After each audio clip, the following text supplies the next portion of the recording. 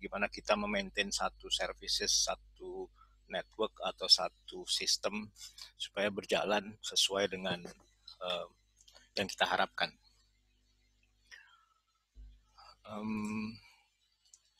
Oke, saya Windy Hendy Anda. Namanya lumayan panjang, tapi sebut Windy juga nggak apa-apa. Oke, sekilas saja kita sampai dengan bulan April kemarin, saya belum update yang bulan Mei ya, itu kita ada 200 juta viewer YouTube per hari. Ini by April. Ini adalah lumayan lonjakan yang sangat besar, 70 juta hanya dalam waktu 1,5 bulan. Itu dahsyat itu. Mungkin karena semua orang working from home, kemudian di sela-sela working from home, di sela-sela meeting, sela-sela virtual call, Zoom call, atau misalnya Teams atau Google Meet, itu kita sambil nonton YouTube. Ini juga satu lonjakan besar. Dan yang jelas juga beberapa kali internet itu karena masif usage-nya dari semua orang pindah ke internet, itu ada 5 kali global internet outage. Mungkin kalau misalnya teman-teman dulu sempat tahu, dulu kita pernah waktu tahun berapa tuh saya lupa,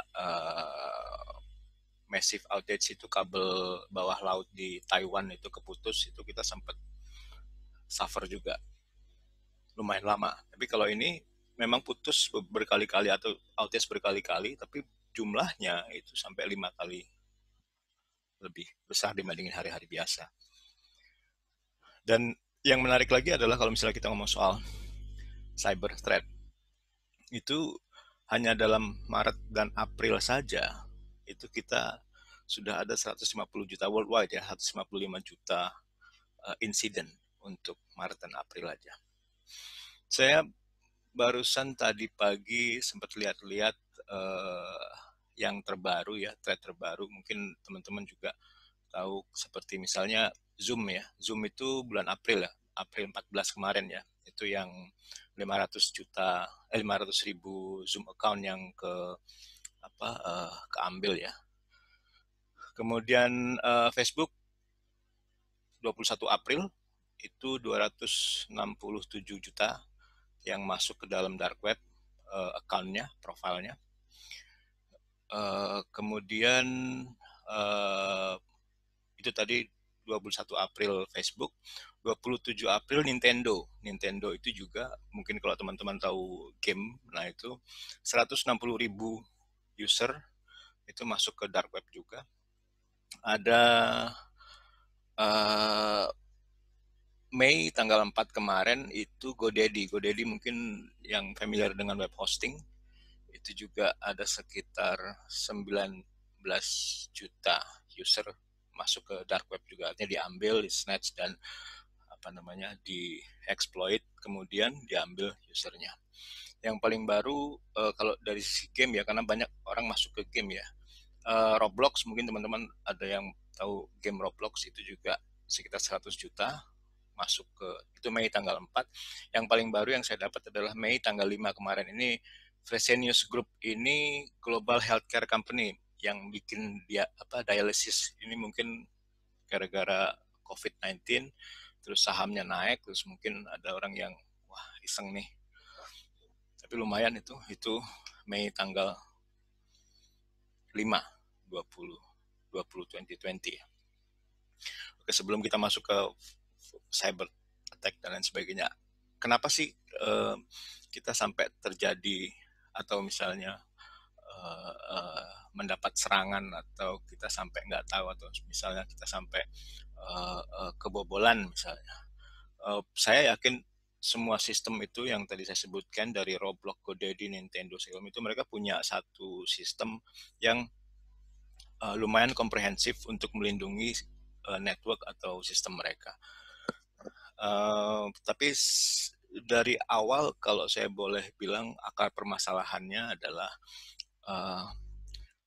sebentar saya akan jelaskan. Jadi kalau misalnya kita ngelihat modern IT operation itu sekarang itu dibagi paling tidak 4 sampai 5. Jadi ada infrastructure, ada IT Ops atau SecOps, kemudian ada DevOps, ada Cloud Ops.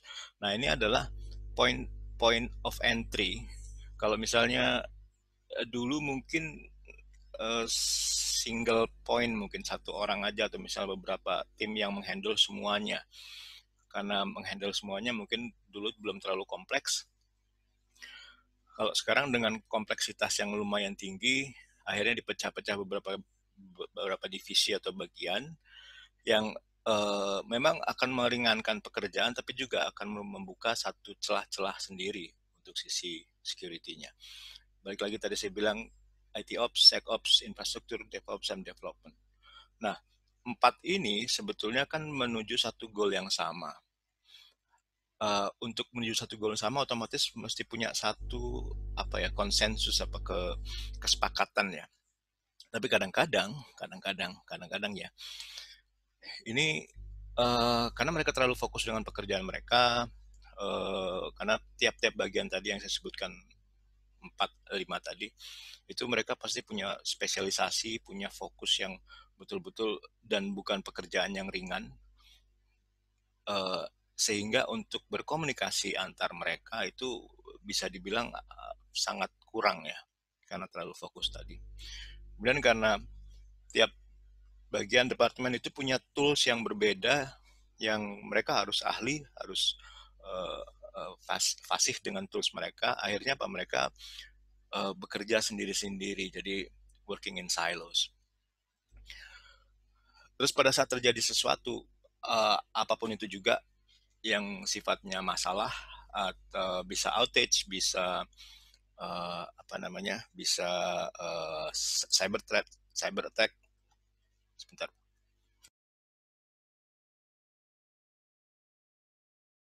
Itu jelas ya, nggak ada yang mau disalahkan ya.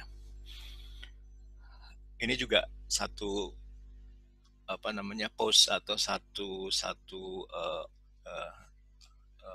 hal yang memang harus dilihat bahwa kalau dari sekian banyak hal itu, kenapa terjadi masalah atau kenapa terjadi outage yang saya sebutkan tadi di depan, ada outage internet yang naik 5 kali lipat, kemudian ada cyber attack, kemudian mungkin juga ada 200 juta YouTube atau user yang membuat traffic jadi semakin tinggi. Itu kan semua adalah masalah-masalah yang berhubungan dengan operasional modern IT sekarang. Nah, saya coba breakdown, ada 3 fokus atau 3 weaknesses yang saya identify. Ini semua kalau disimpulkan itu sebetulnya adalah missing visibility.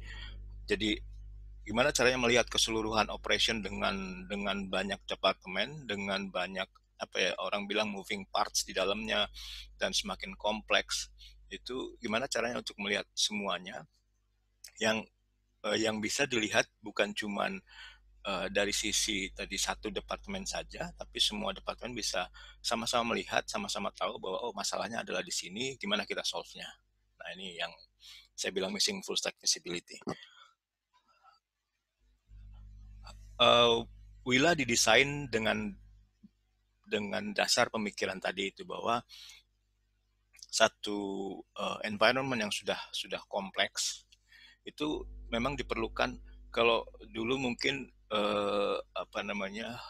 monolit ya, artinya tersentralisasi ya. Kalau sekarang kan jadinya desentralisasi ya. Tapi pada saat desentralisasi, masalah-masalah yang muncul adalah tadi itu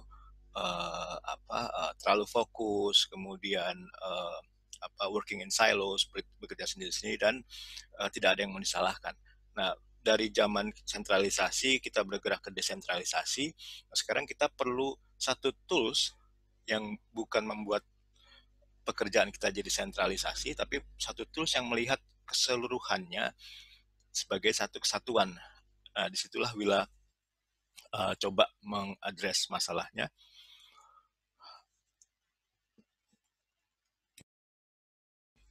Willa punya core benefit adalah planning, kemudian kita punya root cost analysis juga, kemudian kita punya optimizing, dan yang terakhir kita punya securing atau vulnerability analysis, threat detection, security review, dan lain sebagainya. Jadi kalau misalnya saya boleh sedikit jelaskan satu-satu, dari planning Willa bisa dipakai, tools Willa bisa dipakai untuk planning migrasi, upload, upgrade atau workload ya. Jadi mungkin ini servernya ini terlalu lambat, terlalu kecil, terlalu besar. Nah itu untuk menentukan bahwa ini terlalu kecil, terlalu besar, itu kan butuh data yang konklusif ya, yang betul-betul data, bukan hanya kata si itu ini servernya terlalu kecil nih. Nah, itu kan tidak bisa dipertanggungjawabkan dari sisi technical, maupun nanti kalau misalnya ketemu dengan secara finansial, apakah mau dibeli atau mau di rental dan sebagainya. Nah dengan Willa kita bisa lihat actualnya sebetulnya ini apa sih kurang atau lebih itu dari sisi planning. Kemudian resolve tadi, kalau misalnya ada satu service, misalnya web service yang respon time-nya itu terlalu lambat, terlalu, jadi misalnya kita punya satu baseline, misalnya kita mau web service ini untuk customer itu respon time-nya 100 millisecond misalnya. Tapi ternyata over time hanya lebih dari 1 millisecond, misalnya sampai 1 detik 1000 millisecond sampai 2000 millisecond. Nah itu kenapa? Nah itu Willa bisa coba cari tahu kenapa sih masalahnya. Apakah masalahnya ada di jaringannya? Apakah karena masalahnya ada di server load-nya? Apakah masalahnya ada di CPU-nya atau di storage-nya yang kurang? Nah itu Willa bisa kasih suggestion mengenai itu. Yang ketiga optimizing. Optimizing adalah balik lagi kalau tadi yang di depan planning kita tahu besar kecilnya seperti apa satu server misalnya. Di optimizing Willa akan bisa kasih satu suggestion, misalnya kita ada satu server yang jalan selama 1 bulan overtime atau misalnya bertahun-tahun, tapi kita server itu termasuknya cuma cukup besar misalnya sampai misalnya 24 core misalnya. Tapi service yang jalan di situ sebetulnya tidak membutuhkan 24 core. Nah, Willa akan bisa kasih tahu bahwa nih server ini cuman butuh 3 core, atau misal cuman butuh 4 core, kurangin yang 20-nya misalnya. Itu Willa bisa suggest untuk optimize tadi. Yang terakhir yang secure itu tadi security. Jadi balik lagi kita dengan sekian banyak threat analisis, Willa bisa melihat dari internal apakah ada security breach dari internal atau dari eksternal. Jadi bisa dilihat ingress outgress-nya, traffic-nya ke dalam atau keluar. Itu nanti kita coba lihat. Kemudian ini salah satu uniknya Willa adalah kita bisa deploy kurang dari 1 jam. Nggak perlu hardware tambahan. Jadi kalau memang sudah ada infrastrukturnya, kita bisa install. Ada 2 versi, cloud-based SaaS atau on-premise. Kalau on-premise otomatis ya mesti install di server di site teman-teman di kantor atau misalnya data centernya. Tapi kalau misalnya yang cloud itu tinggal langsung pasang. Kemudian agentless, Willa itu pakai DPI, jadi Deep Packet Inspection. Jadi kita memang tidak perlu menginstal agent di setiap server atau setiap device yang mau kita monitor. Dan Willa akan otomatis begitu kita pasang di hostnya misalnya, itu dia sebagai kolektornya dia akan melihat dan memapping dependensi. Dependensi itu adalah kalau misalnya kita tahu ada satu server A jalan web service, kemudian dia punya server B database-nya, SQL-nya misalnya. Nah, Willa bisa mapping bahwa ini server A membutuhkan atau dependent atau bergantung pada service di B. Nah, itu Willa bisa mendefine dependensinya itu untuk semua service. Jadi semua service TCP services itu semua akan di-define dan akan dibuatkan satu topologi atau mapping apa yang dari mana ke mana mappingnya. Uh, ya ini dengan satu toolsnya Wila itu semua aspek daripada aplikasi CPU health sampai dengan network itu semua akan tergambarkan dengan jelas. Security tadi ini full, ini yang sebetulnya ini fitur baru dari Wila, baru ada di 2019 kemarin. Ya sebelumnya yang security belum ada, jadi ini lumayan baru. Karena emang melihat daripada uh, apa namanya threat di internet dan di sistem dan di corporate itu emang akhirnya emang cocok sekali untuk bisa Wila punya satu security threat monitoring. Ini yang saya bilang tadi, single pane, satu uh, page aja atau satu display aja, kita bisa lihat semua uh, monitor atau menganalisa semua pergerakan atau misalnya operasional daripada satu sistem atau corporate network atau data center. Kalau saya masuk lebih spesifik ke cyber threat monitoring, fitur-fiturnya ini adalah anomalies, identify anomalies behavior. Jadi anomalies mungkin, jadi kalau misalnya kita bisa pisahkan jadi dua jenis saja. Yang namanya threat itu tidak selalu cyber attack dari eksternal, dari internal, tapi juga ada anomali. Anomali ini mungkin ada satu anomali yang memang diperbolehkan atau exception dari satu perusahaan, atau anomalinya memang anomali yang tidak diperbolehkan. Nah ini Bila bisa lihat juga, jadi anomali dan cyber threat. Kalau saya boleh gambarkan misalnya anomali adalah di development misalnya, di dev mereka karena mereka membutuhkan satu server baru, mereka create server. Nah, servernya itu uh, mungkin server sementara, server staging aja untuk sementara. Nah, tapi pada saat dilihat oleh Wila, ini dalam satu waktu ternyata ada server baru muncul. Nah, ini adalah merupakan anomali. Dari sisi company, apakah ini diperbolehkan atau enggak, nah, itu tergantung polisinya. Tapi anomali belum tentu adalah cyber attack. Kemudian Wila juga mapping mungkin ribuan karena kita terkonek ke Snort. Mungkin teman-teman yang sering main security tahu Snort ORG. Jadi di situ adalah semua Snort sama emerging threat. Ya. Di situ semua apa namanya threat baik baru yang mau akan jadi threat atau misalnya yang ongoing itu semua masuk ke dalam, biasanya masuk ke dalam Snort untuk di review, peer review oleh semua orang bahwa ini betul-betul ada threat atau bukan. Nah itu karena karena itu satu kumpulan database seluruh dunia, jadi lumayan kredibel. Ada yang mungkin bilang, oh ini false positif, oh ini benar, ini tidak. Itu yang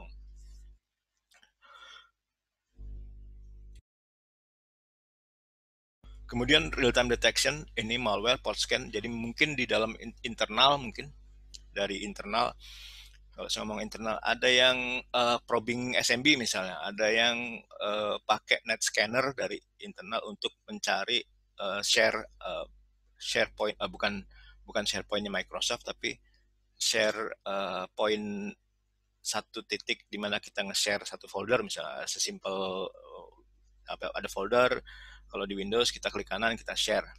Nah kalau misalnya dengan let's say nggak perlu ribuan komputer tapi ratusan komputer aja, ada beberapa orang yang mereka main share sendiri, misalnya tidak di lock, misalnya mereka main share sendiri, itu kan potensial apa namanya entry point ya untuk orang bisa masukkan file atau ngambil file.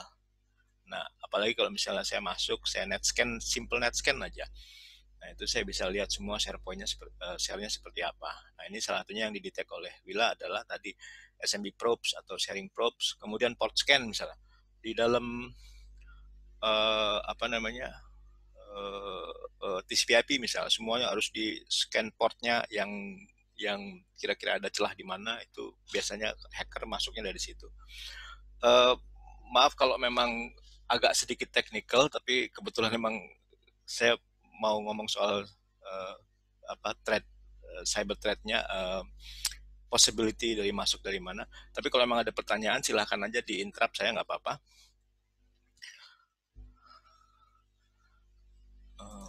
Oke. Okay. Kemudian saya ada ini Willa bisa masuk lumayan dalam dari sisi asetnya. Jadi nanti kita bisa lihat bahwa Willa bisa dapat traffic ke satu aset-aset, misalnya server atau misalnya switch atau router, itu dari mana ke mana itu bisa kelihatan semua, dan dari situ kita bisa lihat apakah ini trafficnya legitimate atau enggak. Kemudian ini ingress dan outgress geolocation ya. Sekilas saja nanti kita bisa lihat bahwa saya tahu ini network saya tahu dari endpoint mana yang ngontek keluar ke Cina lah, ke Amerika apa segala macam, dan sebaliknya dari sana yang ke dalam itu dari mana aja. Itu untuk itu sangat berguna untuk misalnya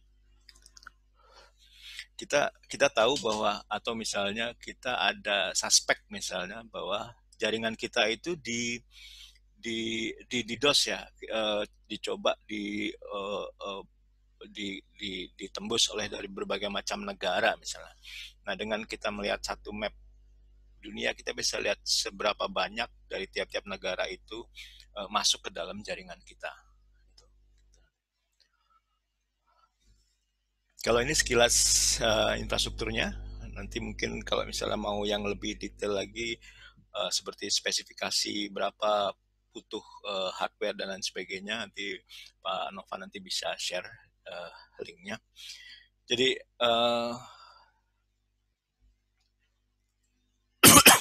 saya ada Willa itu di atas ada UMass atau Willa Management Server. Ini disinilah kita nanti, yang saya coba demokan, kita akan connect ke UMass-nya yang kita punya di cloud. Kemudian ada VIC. VIC ini adalah middleware collector di tengah.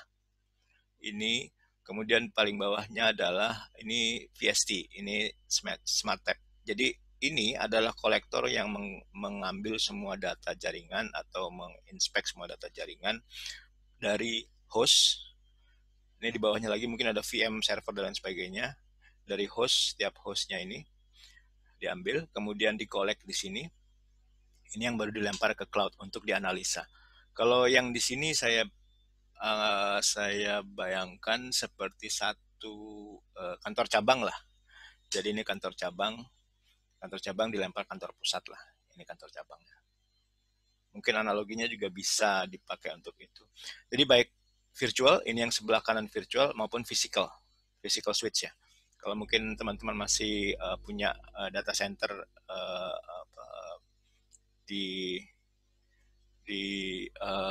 in-house, atau kalaupun data centernya colocation di data center, mungkin sewa satu rack. Nah, kita punya satu store switch di atas. Nah, itu kita bisa tapping di switch atasnya untuk dapat semua traffic di dalamnya, di servisnya. Itu baru kita lempar ke Willa nanti sini. Kalau memang kebetulan belum ada pertanyaan, saya maju aja ke live demo. Jadi kalau saya bisa sedikit summary tadi, Willa adalah app-centric monitoring untuk network, database, data center. Tapi di luar dari itu, atau bukan di luar itu, atau di dalamnya juga termasuk ada cyber threat monitoring. Ini yang mungkin satu yang menarik nih di zaman ini. Kalau saya boleh scroll ke kanan, ya. Mungkin teman-teman ada yang pernah lihat dashboardnya Willa. Jadi ini dashboard Willa. Ada 5 kategori. 5 kategori itu adalah yang circle, yang ini ada 5. Itu adalah network health, kemudian CPU health, memory health, storage health, application performance. Ini adalah across satu satu sistem, satu network, satu environment ya. Jadi bukan hanya per PC atau per host atau per server, tapi keseluruhan. Health-nya adalah keseluruhan. Yang paling atas adalah timeline. Jadi nanti mungkin ini semua akan sama timelinenya. Jadi timeline ini adalah di mana saya bisa set, saya bisa geser kapanpun juga. Misalnya saya geser ke sini, ini di jam segini, dan otomatis semua data yang saya lihat itu akan berubah sesuai dengan waktu ini. Kalau saya geser ke sini, ini data akan berubah sesuai dengan waktunya. Jadi balik lagi, kalau tadi ke cyber threat, salah satunya adalah forensik. Forensik itu artinya kita bisa melihat data-data yang terjadi sekarang dan data-data yang sebelumnya untuk keperluan investigasi misalnya. Jadi, karena ada juga misalnya satu event, misalnya satu security event, dia terjadi di jam 1 malam, 1 pagi misalnya. Tapi di hari-hari berikutnya, di siang hari, sore hari, semua orang bekerja, nggak ada apa-apa, nggak terjadi. Tapi pada saat 1 malam dia terjadi. Nah itu kan kalau kita tidak punya historical atau forensik data ke belakang, itu kita nggak tahu bahwa sebetulnya setiap malam itu ada serangan misalnya. Itu bisa. Itu yang terjadi di kemarin saya sempat di Citrix. Mungkin teman-teman juga pernah atau pakai atau sekarang masih pakai Citrix security. Citrix itu bisa send server dan lain sebagainya, Citrix server ya. Jadi 2018 kemarin Citrix, kalau nggak salah 2018, Citrix itu dia ada satu bot atau misalnya satu malware ya, yang diimplant ke dalam Citrix-nya, ke dalam corporate network-nya. Dan itu karena saking kecilnya dan nggak ngapa-ngapain, itu dia ternyata hanya ngambil data-data kecil, tapi dalam waktu kalau nggak salah 6 bulan. Jadi 6 bulan itu ketemu sekitar 4 tera data gitu. Tapi karena saking kecilnya trafficnya, dan memang dia diam aja, dia hanya bekerja pada jam 12 malam, dia baru ngambil sedikit, nanti setiap hari gitu 12 malam ngambil sedikit. Orang nggak bakal kelihatan, nggak tahu bahwa ternyata sebenarnya ada pencurian data di dalamnya. Setelah 6 bulan baru ketahuan, itu ternyata data yang diambil sudah lebih dari berapa tera, itu saya lupa. Nah yang seperti begitu kan biasanya kalau kita ngeliat traffic kecil, trafficnya kecil lah, biarin aja itu. Dan sekarang yang memang lebih pinternya adalah biasanya kalau misalnya unauthorized access atau hacker dan sebagainya, mereka tidak akan tiba-tiba masuk ke dalam jaringan terus ngambil data 10 tera gitu misalnya. Itu nggak mungkin karena gitu langsung ketahuan.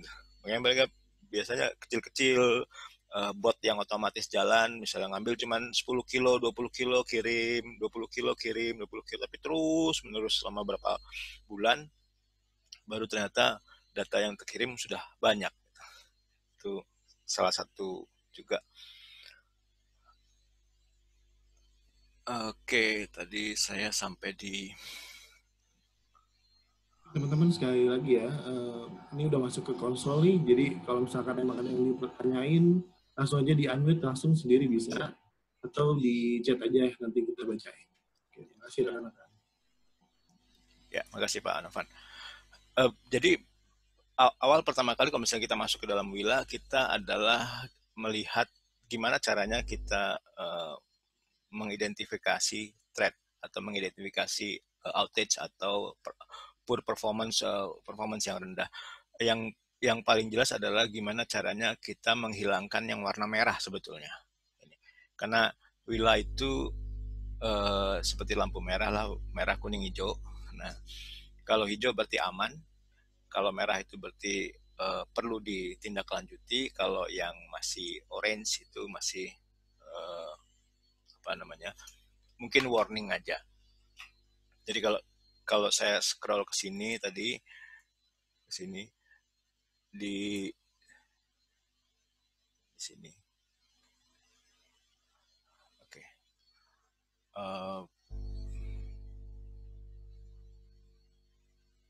Oke. Okay. Ini saya bisa lihat bahwa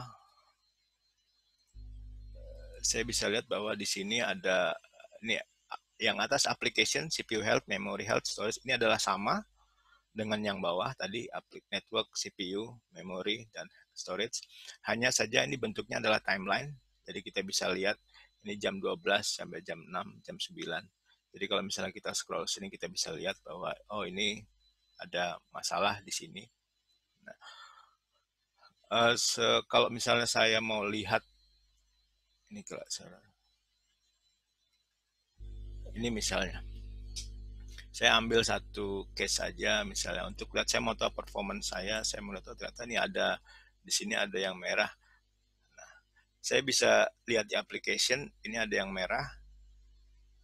Saya bisa hover sebentar, itu kelihatan bahwa di situ ada HTTPS service dengan IP sekian, itu respon time-nya 1101, berarti 1 detik.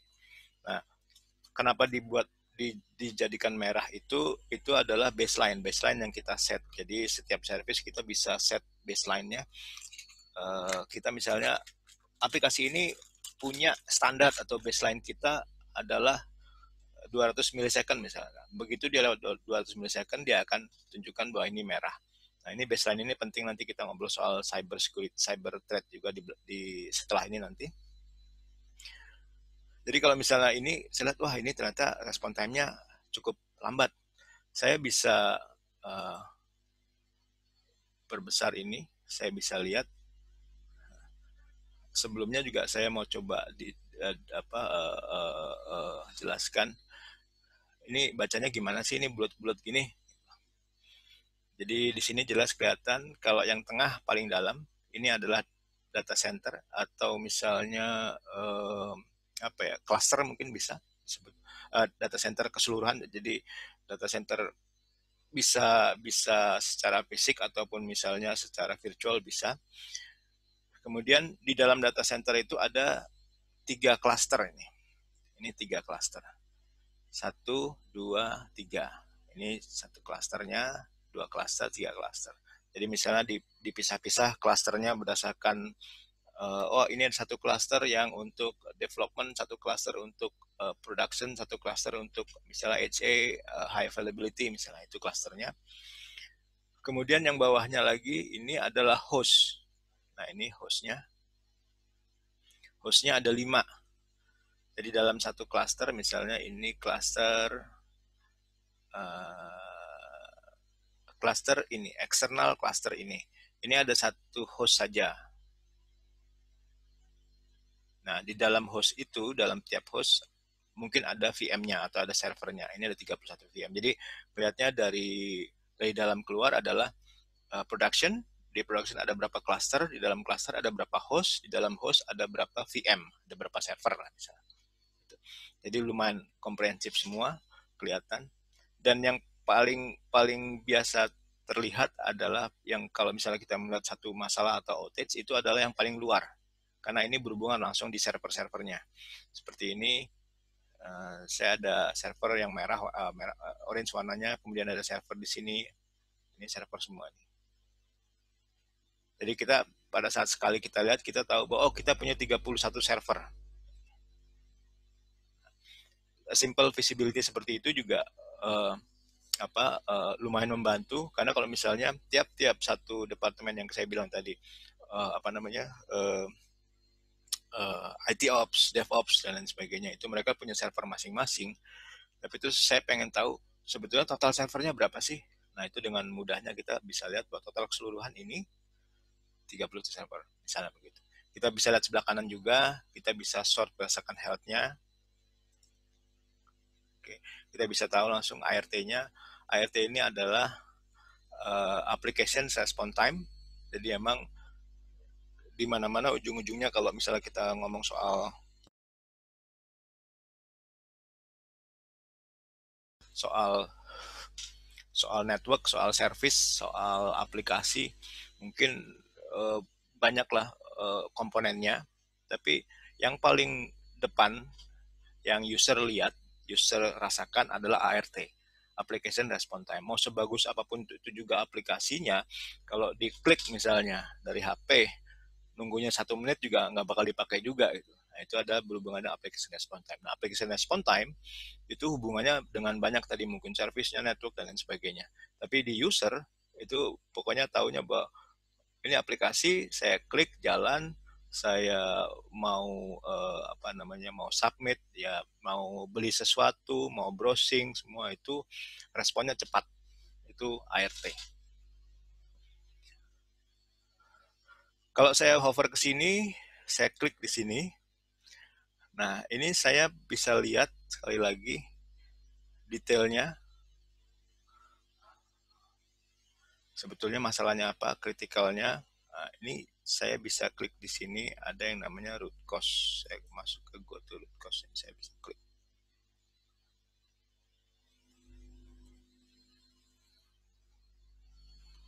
Ini agak lama nih.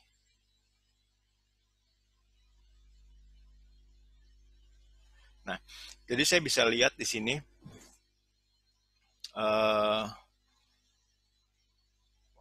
kelihatan lama. Ini koneksi internet saya emang agak, ini karena saya langsung ngambil dari portalnya, dan kebetulan kayaknya agak kurang bagus nih internet saya. Jadi di sini kita bisa lihat transaksinya. Kebetulan karena ini HTTPS, jadi tidak terbuka. Jadi kita bisa lihat, tetap kita bisa lihat bahwa uh, response time aplikasi ini adalah sekian. Yang minta siapa, ke server mana, servisnya apa ini, kemudian requestnya apa, kemudian reply-nya apa, dan waktunya. Jadi kita bisa lihat langsung bahwa ini sebetulnya adalah ada request ke server ini dengan HTTPS, kemudian requestnya apa. 443 semua. Ini kita bisa langsung lihat. Saya coba nanti kalau saya ketemu, saya ada satu yang root cause-nya kelihatan. Karena uh, ini kebetulan satu sandbox kita yang dia akan berjalan terus, dan akan datanya akan hilang. Ini cek, kita cuma punya retensi kalau nggak salah 30 hari ya, 30 hari. Nah, balik lagi kalau soal retensi, kalau emang nanti teman-teman coba install Wila, itu tergantung kebutuhan saja, karena mungkin kalau retensi satu tahun agak besar space yang dibutuhkan. Oke, kita ke dashboard. Yang tadi saya sebutkan aplikasi dependency mapping. Ini saya masuk ke dependency mapping. Di sini ini semua automated semua. Jadi pada saat diinstal Wila, kita bisa langsung tahu hubungan antar aplikasi itu kemana aja. Ini. Dan kita langsung bisa lihat bahwa kalau misalnya ini merah, itu berarti ada masalah ini. Ini merah. Kalau yang hijau berarti aman. Jadi kita bisa langsung lihat di dependent services-nya. Nah, ini semua auto generated semua, jadi nggak perlu manual masukin IP-nya berapa. Kita bisa lihat di sini, ini merah nih, HTTPS. Kalau kita lihat dari atas, ini adalah di sisi VMware-nya, jadi ini adalah VM-nya, kemudian ke bawah adalah eksternalnya. Jadi kita bisa tahu bahwa ini external devices-nya atau host-nya, atas adalah VM-nya. Jadi kita bisa tahu bahwa, oh ternyata yang merahnya kenapa nih? Begitu kita hover, kita bisa lihat, oh ternyata servisnya respon time-nya, balik lagi ART-nya 1207 misalnya, itu kita bisa langsung lihat. Ini penting sekali untuk discovery awal di sini, bahwa ternyata uh, network kita seperti ini loh, gitu, dan kemana aja. Dan kita bisa sorting berdasarkan misalnya by VM-nya. Kita bisa pengen tahu VM-VM-nya apa aja. Ini VM-VM-nya misalnya. Ini VM-nya. Atau by host-nya, atau by cluster nih. Ini clusternya.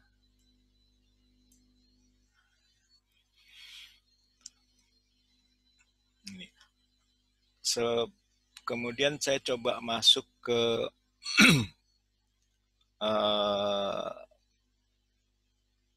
network analysis. Nanti kita coba masuk ke security yang lebih dalam lagi. Di network analysis kita bisa lihat flow. Jadi balik lagi tadi saya sebutkan bahwa kalau kita set di sini, ini adalah flow di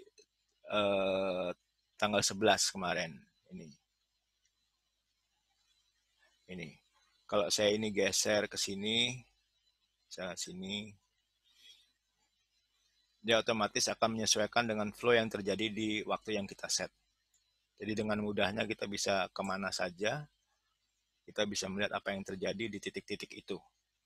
Nah, flow ini adalah data yang lewat, jadi kita bisa lihat dari Tor, dari switch ke host, kemudian ke virtual switch, ke portnya, ke networknya, baru ke aplikasi. Ini kita bisa lihat ke aplikasinya. Jadi kita bisa betul-betul lihat bahwa berapa sih di setiap titiknya. Kalau misalnya kita mau lihat berapa sih sebetulnya ada di sini totalnya. Nah, itu langsung kita kelihatan siapa saja yang menghabiskan.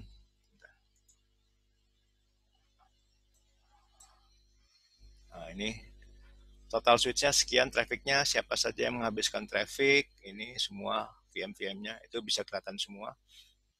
Dan ini yang kalau untuk aplikasi NPM atau APM bisa terpisah ya. Ini agak susah ngelihatnya, tapi kalau dengan Willa bisa jadi satu kesatuan. Kita bisa lihat kapan saja. Jadi semakin besar trafficnya ini atau garisnya, itu semakin besar datanya. Kita bisa lihat. Ini misalnya, atau misalnya saya mau lihat dari sisi sini, ini kita bisa lihat VM centernya misalnya. Berapa datanya yang lewat sana, totalnya berapa. Kemudian saya punya satu network conversation ya, ini N-key. Jadi ini lebih detail lagi dari sisi kalau misalnya saya mau lihat dari misalnya dari mana ya, portal atau load balance atau portal. Mulai dari portal. Nah ini data set load balance yang agak besar kelihatan mana ya. Atau ini ya.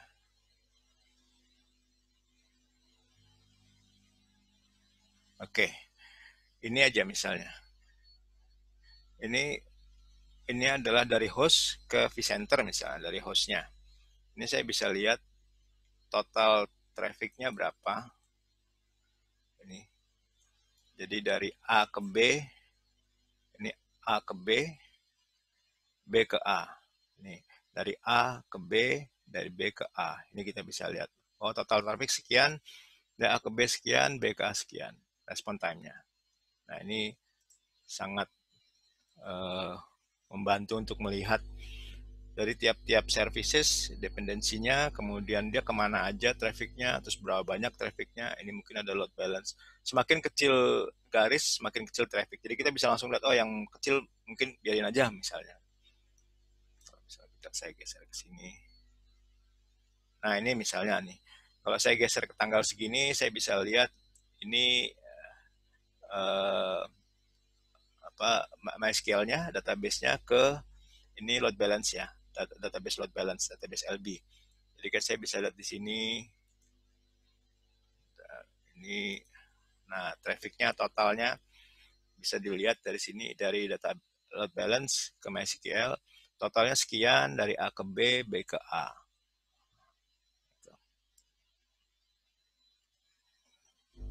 Ini penting juga untuk kalau memang punya cap limiter atau misal bandwidth limiter, kita bisa lihat sebetulnya ini bandwidthnya berjalan apa enggak, bandwidth limiternya berjalan atau enggak untuk tiap-tiap. Kemudian network device, saya sekilas saja. Network device, jadi ini Wila bisa langsung juga dengan kita konfigurasi untuk connect ke device-device ya, switch.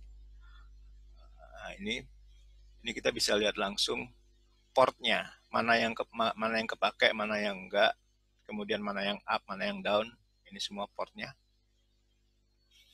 Jadi kalau misalnya kita lihat langsung ini ada kotaknya, ini berarti dia kalau kita klik di dalamnya ada port itu di switch, dia connect ke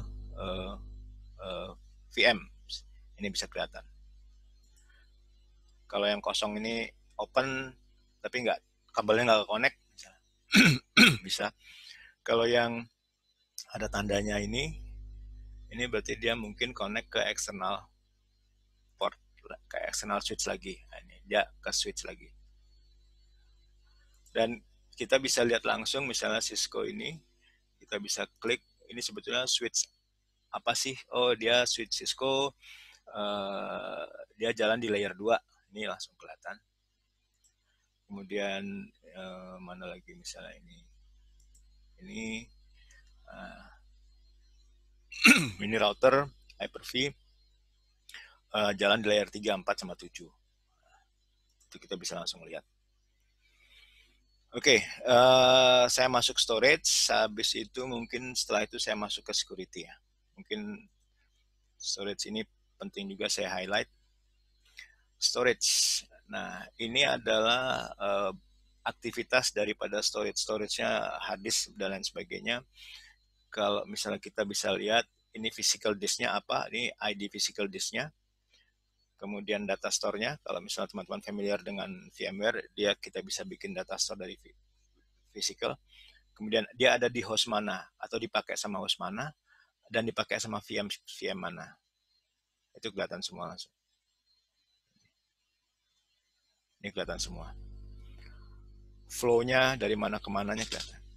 Dan sama juga circle packing-nya. Jadi ini adalah storage dari environment kita semua, network dan lain sebagainya. Kita bisa lihat kalau yang hijau berarti pemakaiannya masih aman. Kalau yang merah ini, nah kita bisa lihat ini sudah 93% dari kapasitasnya. Jadi sekilas saja kita bisa tahu mana yang perlu ditambah, mana yang perlu dikurangin, atau mana yang perlu diganti misalnya, atau dinaikin space-nya, terus kenapa, itu langsung tahu. Kalau misalnya, bayangkan kalau misalnya kita punya 10 server aja, di 10 server itu kita punya di dalamnya ada satu server ada 4 misalnya, 4 drive misalnya, C, D, E, F. Nah, 4 kali 10 udah 40. Nah, gimana caranya tahu supaya kita tahu mana yang kekurangan nih drive-nya, mana yang mesti ditambah, mana yang mesti di maintain, misalnya swap atau temporarinya dihapus misalnya. Itu kita bisa langsung tahu dengan sekilas saja. Kemudian kalau teman-teman yang suka dengan dengan table, kita bisa langsung lihat keseluruhan VM, kita bisa sort. Nah, kita bisa sort, kita bisa lihat nih disknya di mana, nih C-nya ternyata 0%, 93% dari 27 GB. Ini kita bisa langsung lihat C-nya.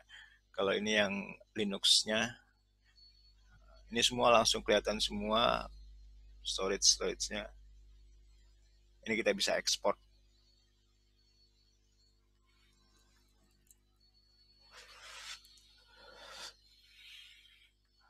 Oke, ini satu view juga. Jadi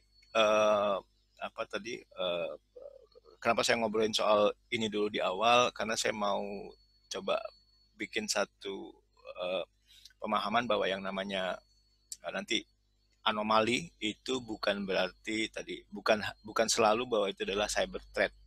Bisa jadi ada ada perubahan-perubahan yang baik disengaja maupun tidak disengaja terhadap sistem kita yang di dalam. Oke, kalau nggak ada pertanyaan, saya coba mulai masuk ke security. Kalau mau bertanya silahkan, saya di stop aja. Kadang-kadang begitu saya ngomong terus nanti lupa sampai saya ngeliat jam, wah udah lewat nih. Oke, di Wila kita punya satu fitur security, bisa dari atas. Kalau dari atas ini di dashboard atas ini adalah view awalnya. Maaf ini ada yang bertanya Pak Mini. Iya boleh, saya di mana ya? Oh ya. Dari Pak Sandi Putra NATO.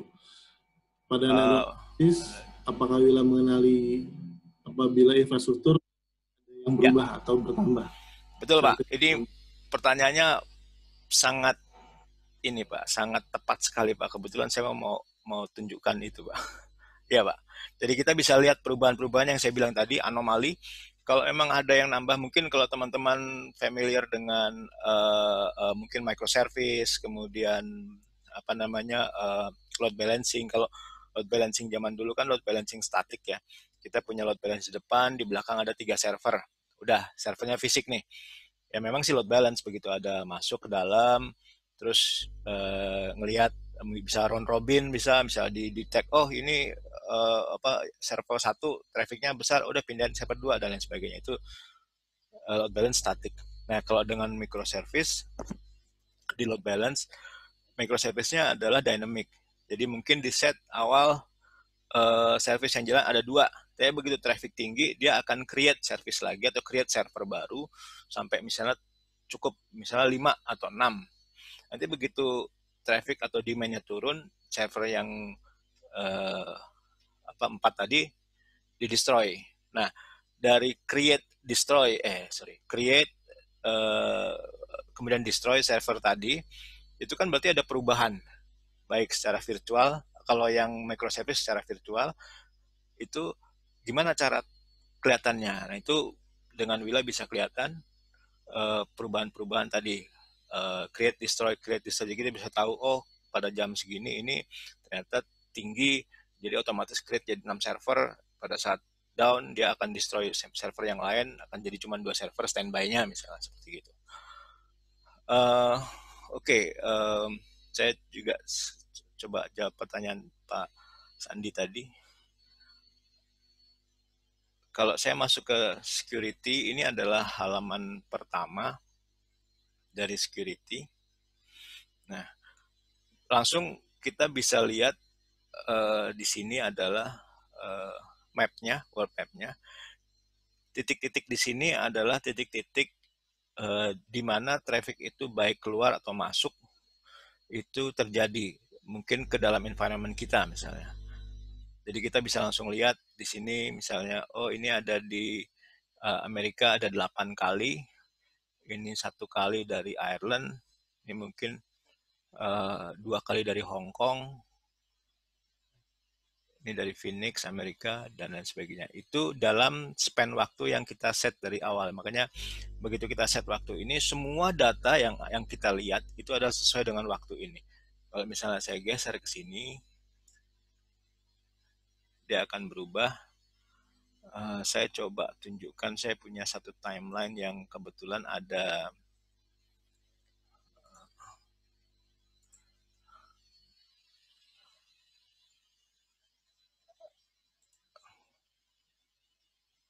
nah ini saya punya satu timeline di sini yang saya bookmark. Nah, ini enaknya bookmark adalah saya bisa bookmark di mana saja. Jadi pada saat masih misalnya investigasi, saya bisa bikin bookmark. Di sini nih mulainya terjadinya satu serangan atau threat misalnya. Nanti kita bookmark lagi di mana tempat sesuka kita bisa. Nah kita bisa lihat di sini kayak misalnya ini ada satu dari Tokyo, kemudian ini dari Saudi Arabia, ini dari Hong Kong 2, kemudian saya geser dikit.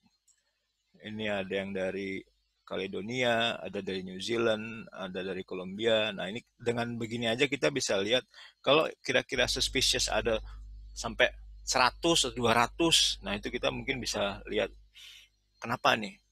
Karena kadang-kadang misalnya dari Amerika, kenapa Amerika banyak? Kita punya Windows, kalau misalnya di teman-teman environment-nya ada Windows Server yang mesti update ya, mesti update biasanya kalau nggak pakai WSUS update-nya atau pakai Kasea bisa update patch-nya.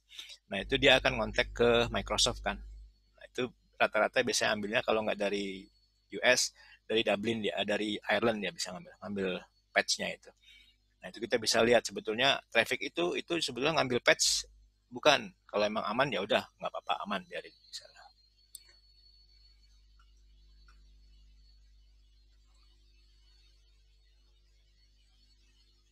Iya bisa Pak. Dari Pak Andi Hidayat pengecualian bisa, tapi kebetulan saya nggak bisa demokan di sini, tapi bisa Pak pengecualian. Jadi memang betul tadi kalau memang biasanya gitu teman-teman di development kan punya tools atau punya apa ya, harus punya banyak kebebasan ya. Mereka harus kayak mereka misalnya ngebangun satu aplikasi, mereka sendiri harus coba pentest aplikasinya, terus mereka coba ya banyak misalnya mereka coba brute force loginnya, kemudian mereka coba apa namanya stress test dengan kapasitas dibanyakin trafficnya segala macam. Nah itu kalau itu kita punya exception tadi ini itu kita bisa buat bahwa untuk misalnya untuk apa namanya environment ini diperbolehkan untuk port-port dan lain sebagainya itu bisa. Biasanya emang ya itu kalau anak-anak dev tuh nggak boleh dikasih restriksi biasanya. Oke, kalau boleh saya balik ke sini, ini tadi awalnya uh, langsung kita bisa lihat bahwa kita punya satu threat severity ini ada critical, major, minor, dan threat modelnya, ada threat type-nya, kemudian threat source-nya, destination, dan application anomaly. Ini yang saya bilang tadi application anomaly. Nah, mungkin yang paling penting adalah kalau untuk dari eksternal atau internal kita lihat yang ini ada critical, major, sama minor. Kalau emang ini ternyata merah ada critical-nya, itu yang mesti kita inspeksi. Caranya dengan gampang kita bisa masuk ke dalam, atau sebelum inspek saya mau ngobrol soal aplikasi anomali dulu. Mungkin tadi juga membantu. Seperti saya ke security, di sini ada application anomali. Nah, ini adalah grouping. Saya tadi sudah bikin grouping semua DNS service, saya grouping jadi satu. Nanti kalau diklik isinya DNS service, kemudian ini semua web service, NFS. Jadi teman-teman bisa grouping sendiri tergantung sesuai dengan manual atau sesuai dengan service. Misalnya kalau misalnya saya mau coba grouping, misalnya ada saya di service grouping, saya mau grouping berdasarkan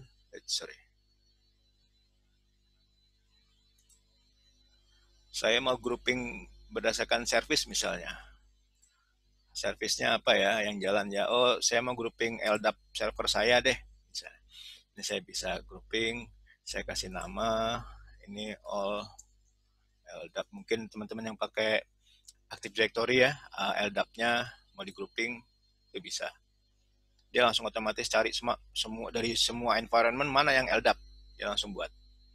Atau mau manual bisa di sini nanti. Nama grupnya apa?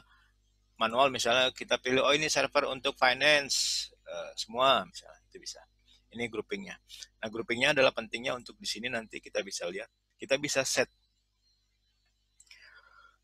Wila semuanya mengenai baseline ya. Baseline itu adalah standar yang kita set ya. Jadi kalau misalnya untuk lebih lebih lebih apa namanya lebih lebih apa ya lebih pasnya ya kalau misalnya lebih pasnya kalau misalnya kita punya satu waktu di mana itu service menurut kita adalah running paling baik misalnya atau terbaik itu kita bisa buat baseline.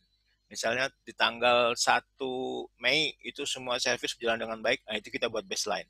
Di luar dari itu, kalau ada perubahan atau ada penurunan, itu berarti tidak sesuai dengan baseline yang kita set di tanggal 1 Mei. Nah itu bisa kasih alert.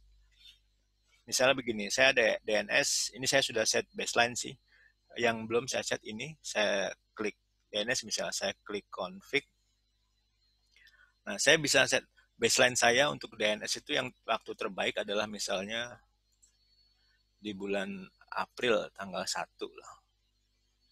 April tanggal 1. Ini bisa by week atau by month juga bisa. Saya coba satu ke satu aja. Ini saya oke.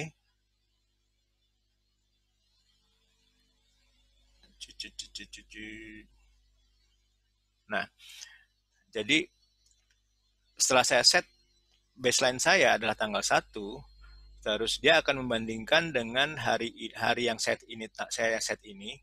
Ternyata ada tanggal 10 bulan 5. Ternyata ada 76 deviation, artinya perubahan dari baseline tanggal 1 tadi. Ini saya bisa klik perubahannya apa aja. Nah, ini yang tadi Pak Sandi ya tadi bertanya. Ternyata selama perjalanan itu ada penambahan service, penambahan server di gateway, kemudian ada penambahan Windows nih, service SSL-nya, itu semua akan muncul semua. Ini dibandingkan dengan baseline dari tanggal 1 yang kita set.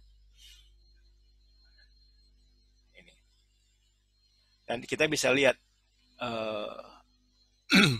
ini nggak begitu kelihatan. Apa aja ini yang penambahannya. Jadi yang hijau ini yang sudah ada, tapi yang biru-biru ini adalah yang baru. Jadi kalau tadi saya coba ambil yang ada deviation ini misalnya ya. Oke. Scroll.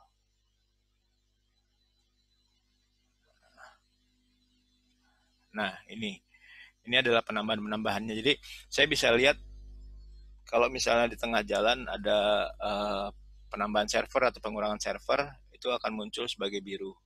Ini kemana aja. Dan ini kita bisa lihat apa aja yang ditambahkan servisnya, bahkan dari sisi servis ya, bukan cuma servernya aja. Seperti ini ada new server, servisnya adalah MAPI, email ya, email server. Kemudian ini, nah ini new server. Ini tadi apa namanya anomali atau deviation. Kita bisa set banyak semua segala macam di sini bisa. Ini tadi kita ngomong soal anomali atau deviation, bisa lihat di sini. Kemudian sebelah kanan ada cyber threat event. Nah, disinilah kita bisa lihat bisa dari sini tadi atau bisa dari dashboard, tergantung lebih familiar, lebih nyaman yang mana nanti bisa dilihat. Kalau ini misalnya all DNS service dari tanggal segini tidak ada thread sama sekali, LDAP tidak ada, NFS tidak ada, ini nggak ada, yang ada hanya ini. Sorry, HTTP service. Sebelum kita masuk ke sini, saya mungkin coba jelaskan yang sini.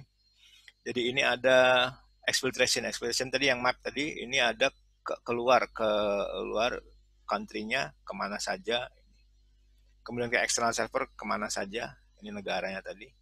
Kalau misalnya kita lihat country-nya kemana aja, kita bisa lihat di bawah. Sorry. Bisa kelihatan load balance LB, dia mengkontak ini IP-nya dari Amerika, servisnya NTP.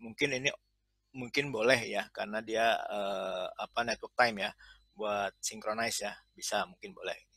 Kita bisa sort berdasarkan service juga. Ini servisnya bisa NTP semua kayaknya sih aman-aman aja, ini NTP semua. Nah, itu kita bisa lihat. Jadi kemana sampai state-nya juga, atau ke Singapura apa nih? Oh, tetap Singapura juga tapi NTP juga servisnya. Mungkin ini baik-baik aja. Kita bisa lihat juga sebetulnya kalau mau diklik seperti apa sih trafficnya. Ini kita bisa lihat. internet saya ini karena ngambil data ya, agak lama ini masuknya. Tapi nggak apa-apa. Jadi di sini saya bisa klik actionnya, saya bisa lihat trafficnya apa aja. Seperti saya ngelihat traffic internal tadi yang saya sudah jelaskan di depan. Oke, saya mungkin masuk ke tadi dari security bisa ke threat yang tadi saya janji ya, threat detection ya. Nah, ini saya bisa langsung lihat ini critical-nya ada 2, terus ke bawah saya bisa lihat ini critical ada 2, itu mana kemana saya bisa lihat. Kalau saya lihat sekilas saja di sini, ini adalah ini base ya, base injection ya, attempt tapi baru attempt. Kemudian yang bawah ini attempt header juga. Kebetulan di sandbox kami yang ini saya baru menemukan 2 thread nih. Bulan kemarin saya masih bisa ketemu 30-40 nih. Makanya sayang sekali di 30-40 itu saya bisa dapat Nmap scan port, kemudian ada DDoS, kemudian ada balik lagi datanya saya nggak bisa ambil karena retensi cuma 30 hari. Tapi nggak apa-apa, ini mungkin nanti teman-teman bisa lihat juga sekilas. Kalau misalnya nanti dicoba di environment teman-teman bisa langsung lihat juga. Saya juga encourage kalau misalnya teman-teman mau, kita punya 30 hari free untuk coba aja dulu. Kalau misalnya emang cocok pakai, kalau enggak nggak apa-apa, nggak ada string ya, no string attach, pokoknya santai aja pakai apalagi zaman sekarang mendingan pakai SaaS. Karena dulu sebelum COVID saya masih kalau teman-teman ada yang bisa nggak on-prem, ayo kita install, ayo sih silakan. Tapi sekarang dengan COVID-19 gini, kalau bisa memang SaaS aja. Jadi kita bisa remote install, coba dulu seperti apa. Ada sedikit saya share pengalaman, ada beberapa company, teman-teman company yang saya install. Begitu saya install kan biasanya saya biarkan 1 sampai dengan 2 minggu untuk collect data semua. Begitu ngeliat cyber threat-nya itu, wah isinya ratusan. Ternyata ada teman-teman developer yang bikin aplikasi, ngirim passwordnya masih terbuka URL gitu, di dalam URL-nya, kemudian nggak encrypt, kemudian ada yang coba scan, malah ada yang tapi akhirnya ketahuan itu ada yang mining di dalam, jadi ada satu server kecil dipakai buat mining. Wah itu ada yang torrent juga. Kemudian banyak lah kasus-kasus yang begitu ngobrol sama teman-teman IT di company itu, akhirnya kita bisa pilah-pilahkan, oh ini Pak, ini emang boleh, ini boleh, ini boleh, ini nggak boleh, ini nggak boleh. Nah itu kita bisa kolaborasi. Dan rata-rata yang exceptionnya itu yang development, emang yang tadi saya bilang, mereka ngerjain pentest, ngerjain apa sih, bikin DDoS sendiri aplikasi. Nah, itu semua dapat semua itu. Oke, kalau saya klik yang plus ini,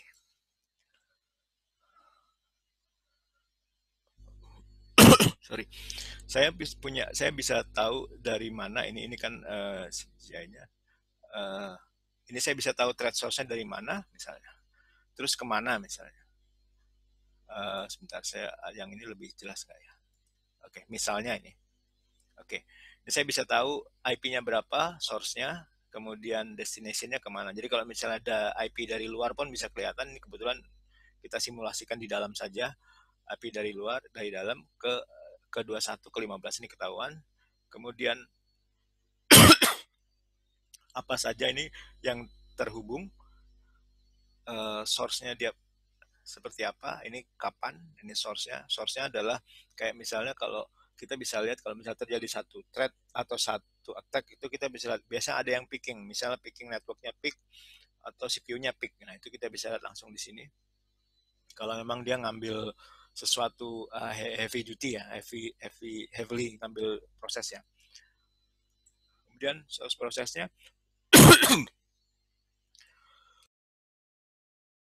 source proses ini kalau misalnya ada server kita buat servernya ini sebenarnya nggak kita pasang, servernya kita pasang misalnya Windows, servernya Windows.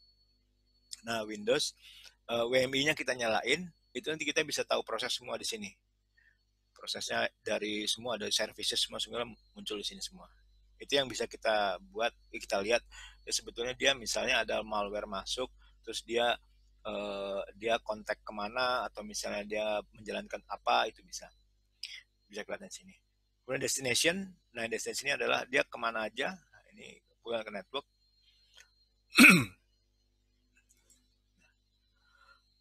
Kemudian ini helpful link-nya, ini yang saya bilang tadi, kalau dia ini connect emerging, ada yang connect ke snort. Ya, ini ke snort.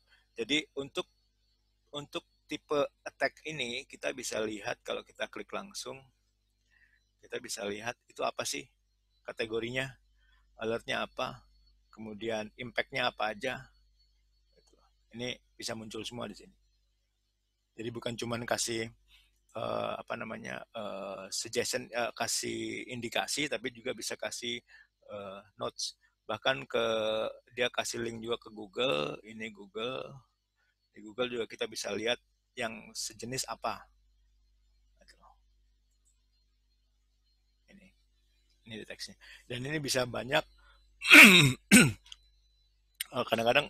kadang-kadang kalau misalnya memang itu saya nggak bisa whitelist di sini ya, karena kebetulan whitelistnya user ini dimatikan whitelisting. Kita bisa whitelisting, oh ini ini legitimate traffic, ini legitimate anomaly, kita bisa whitelisting.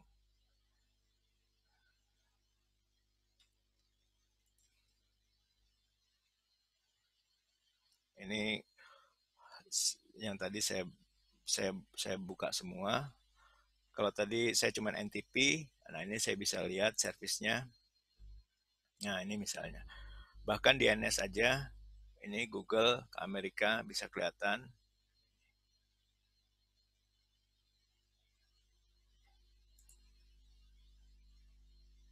Ini kita bisa lihat trafficnya. Nah ini, jadi dia nge-get apa aja. Nah ini kan Microsoft Download Update yang saya bilang, ini ngambil dari update, dari klien mana ke server mana ngambil update, gitu loh. Ini bisa. Ini yang exploitation map-nya. Jadi kalau saya boleh recap tadi, di security, menu security ini kita punya ada application anomaly. Ini yang bisa untuk melihat apakah tadi ada perubahan-perubahan dari baseline yang kita set ini. Kemudian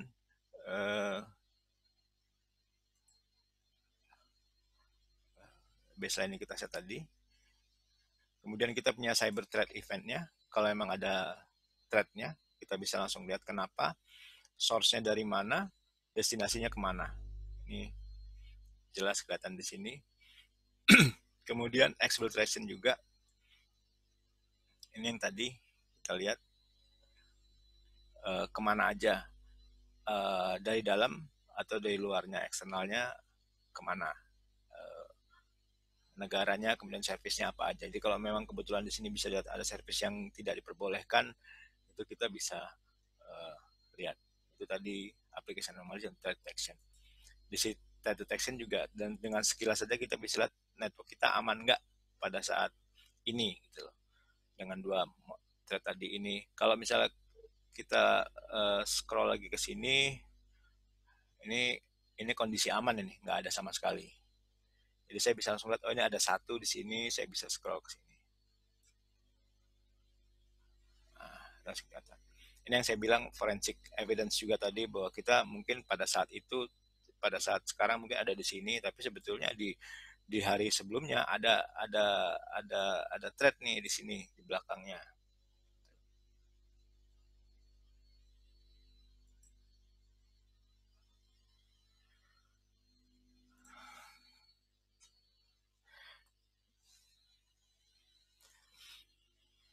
Kalau tidak ada pertanyaan, boleh bertanya. Kalau memang tidak ada pertanyaan, jadi ini saya kebetulan nggak bisa dalam sekali karena waktu juga sudah lumayan. nggak bisa ke dalam security yang saya bilang tadi, whitelisting, blacklisting itu uh, apa namanya, kemudian tadi database snort-nya ini snort-nya. Tapi kalau misalnya teman-teman bisa lihat bahwa Willa dengan satu view aja itu security bisa dapat semua, alerting bisa langsung via email by dashboard. Dashboard itu tadi di alarm tadi sini. Alertingnya ini kita bisa lihat alertingnya. Nah, kemudian apa namanya, single pane semua orang bisa lihat, artinya orang infosec juga bisa langsung lihat boardnya, orang development bisa lihat boardnya, apa IT ops bisa, cloud ops bisa, semua bisa lihat dengan satu board yang sama, dapat informasi yang sama, otomatis mereka akan bisa bikin satu keputusan yang mudah-mudahan adalah keputusan kolektif yang betul-betul semua memahami, tidak ada lagi apa tunjuk-tunjukkan salah-salahan gitu loh. Nah, itu yang diharapkan dari dengan adanya Willa ini. Dan balik lagi tadi security, kita sudah cover tadi aplikasi anomali, kemudian threat detection kita bisa dapatkan di sini, dan kita bisa dapat exploitation. Semua ini semua bisa diekspor ini. Jadi untuk keperluan investigasi maupun untuk keperluan historical ya, evidence juga bisa. Dari saya itu dulu. Kalau memang ada pertanyaan silahkan Pak Novan. Sama mungkin teman-teman kalau misalnya memang mau coba bisa hubungin Pak Novan atau Pak Jati atau saya. Kita bisa coba yang saya bilang tadi, kalau kita install apa namanya installnya cepat ya, 1 jaman lah. Habis itu kita biasanya biarkan dia collect data dulu selama seminggu atau 2 minggu, baru kita bisa analisa sama-sama apa yang jadi concernnya, apakah concernnya adalah performance misalnya, ataukah concernnya dari sisi security, atau concernnya dari sisi apa overall daripada respon time tadi yang saya bilang, aplikasi respon time baik itu networknya atau storage atau CPU dan lain sebagainya. Itu lumayan bisa kelihatan semuanya. Satu lagi adalah kita kebetulan tahun kemarin. Jadi karena pas kita launching sisi apa security ini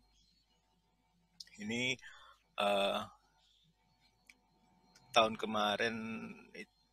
kemarin kita pasang di Bareskrim di cyber untuk mereka memperkuat tools mereka di sisi security-nya. Jadi mereka sekarang pakai Willa juga untuk menghandle internal maupun banyak traffic yang dari eksternal juga untuk internalnya. Jadi internalnya diprotek, dimonitor juga dengan Willa juga. Jadi lumayan teruji. Kalau ya kebetulan saya nggak boleh ngomong di sini, itu thread-nya lumayan banyak di cyber Bareskrim itu. Tapi di situ saya betul-betul lihat gimana pentingnya proteksi, pentingnya satu environment kita kita tahu bahwa siapa saja yang keluar masuk itu penting sekali itu. Ya mungkin tidak se krusial Bareskrim, memang semua orang banyak yang mencoba, terutama dari Cina itu ya ke sama Rusia itu ke dalam Bareskrim. Tapi ya paling tidak kita bisa tahu untuk di sisi kita networknya aman apa enggaknya. Itu aja dari saya, Pak Novan. Mungkin kalau misalnya ada pertanyaan silahkan.